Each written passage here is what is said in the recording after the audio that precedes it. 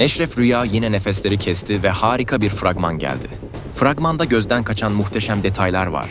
Kötü günler yaşayan Nisan geçmişiyle ilgili gerçeklere adım adım yaklaşırken Dinçer'in yeni planı ne? Kadir ve Hıdır hesaplaşmasında neler yaşanacak? Dinçer'in oyunuyla rehin alınan Eşref ve Gürdal'a ne olacak? Bu videoda sizlere bunlardan bahsedeceğim. Videoya geçmeden artık Eşref Nisa'nın rüya olduğunu öğrensin diyenler videoyu beğensinler ki sayımızı bilelim. Hadi başlayalım. 2 haftalık aranın ardından ekranlara gelen Eşref Rüya 9.04 oranlı bir reyting alarak zirvedeki yerini korudu.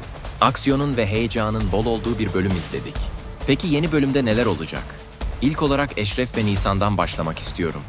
Sezon başladığından beri çiftimizin başına neredeyse gelmeyen kalmadı. Nisan geçmişiyle ilgili ipuçları ararken Eşref azılı düşmanını çözmek için çabalıyor. Ancak hiçbir şekilde son bölümlerde birlikte hareket ettiklerini göremedik. İşte önümüzdeki bölümde Eşref ve Nisan artık birlikte hareket edecekler. Ancak hepsinden önce muhbir konusunun çözülmesi gerekiyor. Son bölümde bunun spoilerını aldık. Irmak Saliha'nın telefon görüşmelerinden şüphelendi ve takip edecek. Savcı ile işbirliği arasında olan Saliha Irmak'a yakalanacak ve böylelikle muhbirlik yaptığı ortaya çıkacak. Saliha'nın muhbirliği ortaya çıkınca da Nisan aklanmış olacak. Bu gelişme senaryoyu hızlandıracak. Eşref ne yaparsa yapsın bir türlü ihtiyara ve Dinçer'e ulaşamıyor.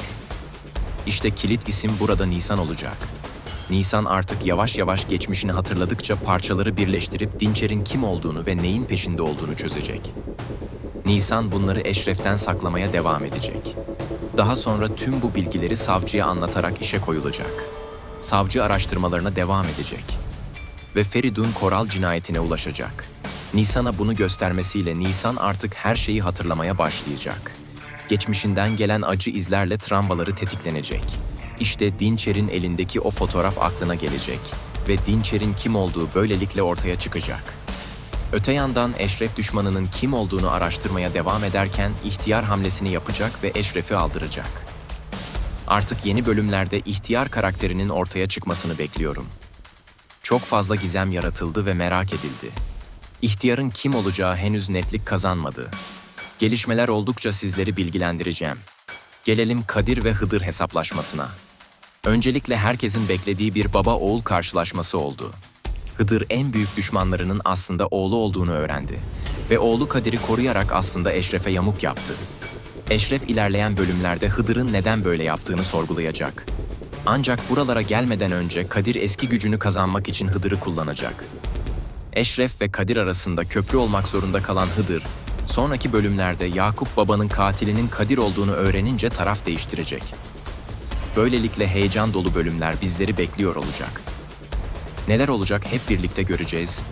Öte yandan Ayten ve Faruk konusuna değinmek istiyorum. Ayten zor durumda olduğunu söyleyerek Faruk'a kendini acındırdı.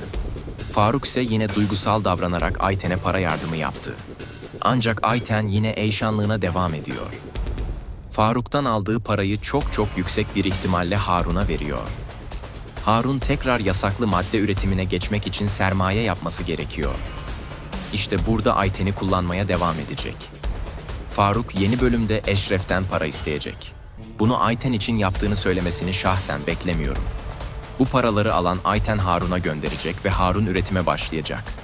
Kadir yeni bölümde Harun'a ulaşarak eski gücünü kazanmak adına girişimde bulunacak. Eşref ve Gürdal'ın sıkıştırıldığı sahnede ise artık beklenen büyük buluşmanın yaşanmasını bekliyorum. Dinçer ihtiyarın adını kullanarak ve kendini gizleyerek oyunlarına devam ediyor.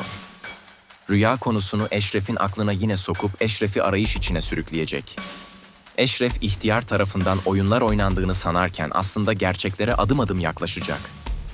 2 ile 3 bölüm içerisinde Dinçer ve Eşref yüzleşmesiyle büyük buluşma gerçekleşecek. Yeni bölümlerde neler olacak izleyip göreceğiz.